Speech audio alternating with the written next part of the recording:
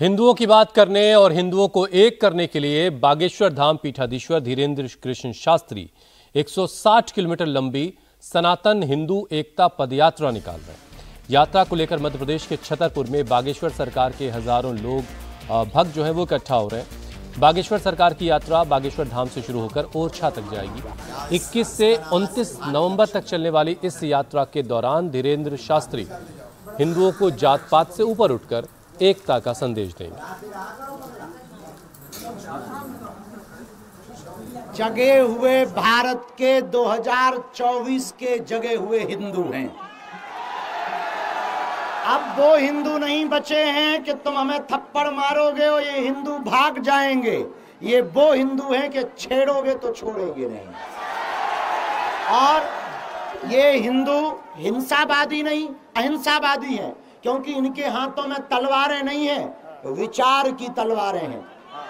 हम इन हिंदुओं के हाथों में शिक्षा की किताब देना चाहते, इन हिंदुओं के हाथों में रामायण और गीता देना चाहते, इन हिंदुओं के हाथों में हम तर्कवादी सोच देना चाहते, इन हिंदुओं के हाथों में हक के लिए लड़ने का अधिकार देना चाहते। हम चाहते हैं ये हिंदू हक की बात बोले, तर्क की बात बोले, संविधान की बात बोले, देश एकता की बात बोले, और इनको कोई छेड़े तो ये किसी को छोड़े ना। आपको लग रहा है, आप कह रहे हैं करो या मरो की भारी है, भारत पर संकट भारी है, क्या संकट दिखाई दे रहा है? इससे बड़ा क्या संकट हो सकता है कि हमारे ही देश में रहकर हमारे ही मंदिरों पर कब्जे हुए। राम के राज्य में राम का खाते हैं, फिर भी राम के होने का सबूत मांगा। अपने ही राम जो जिन राम को मानने के लिए हमारे दादा परदादा सबरी ने बेर खवाए, निषाद राज ने मित्रता की, वाल्मीकि ने रामायण लिखी, तुलसीदास ने रामायण लिखी, हनुमान जी ने चित्रकूट के घाट पर भई संतन की भीड़, तुलसीदास चंदन घसे तिलक करें रघुवीर। इतने के बावजूद भी इस देश में हमें अपने राम मंदिर के लिए 500 सालों तक लड़ना पड़ा। जहां शंकर जी बैठे हैं, इनके बाबर आए, बाबर के जमाने में और अकबर के जमाने में इन लोगों ने काशी विश्वनाथ में मंदिर को भी मस्जिद बता दिया। भगवान कृष्ण जहां प्रकट हुए वहां मस्जिदें बना दी।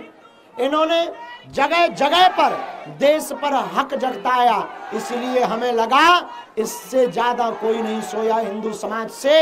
ये करो या मरो की बारी है, भारत पर संकट भारी है। कल के दिन ये बागेश्वर धाम में बना देंगे मजार, हम तो मर ही जाएंगे। इसलिए हमने हिंदुओं को एक होने के लिए, जात पात को मिटाने के लिए प्रण ठाना है। अब किसी का पेट खराब है तो गोली खा ले। आचार्य धीरेन्द्र कृष्ण शास्त्री हिंदुओं को जगा रहे हैं, लेकिन जो विरोधी है वो ये कह रहे हैं बाबा की दरअसल पार्टी कौन सी है? बाबा की पार्टी है बजरंगबली की। उसका निशान है मुगदर, उसका नारा है जो राम का नहीं वो किसी काम का नहीं, और उसका सीधा सा खतरनाक शब्द है ठठरी। इस नारे के सहारे आप हिंदुओं को जोड़ने की पार्टी बना रहे हैं एक तरीके से। कोई पार्टी नहीं बनाना है, ना हमें राजनीति में जाना है, और राजनीति में जाकर हम करेंगे भी क्या?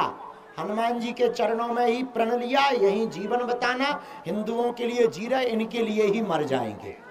एक सवाल और आता है। एक सवाल ये आता है कि बात चल रही है मंदिरों में जो अभी पुजारी, क्योंकि आपने कहा है जात पात कोई नहीं। कल इस यात्रा को सफल कराओ। हर हाल में हमें जात पात को मिटाना है, हर हाल में हिंदुओं को जगाना है, हर हाल में सामाजिक समरसता लाना है। दलित पुजारी होना चाहिए, एक बड़ा विमर्श है। और आप मन से नहीं है। हम कौन होते हैं? हमारे शंकराचार्य, हम तो जात पात को एक करने निकल रहे। शंकराचार्य मंडलेश्वर इस देश के प्रबुद्ध लोग हैं, वो निर्णय लेंगे। भैया हमको तो जात पात और भेदभाव को दूर करना है। जैसे राम सबरी के घर बेर खाया है, भगवान कृष्ण ने विदुरानी के घर पर साग को खाई। हम भी सनातन हिंदुओं में आपस में प्रेम को बढ़ाना चाहते हैं।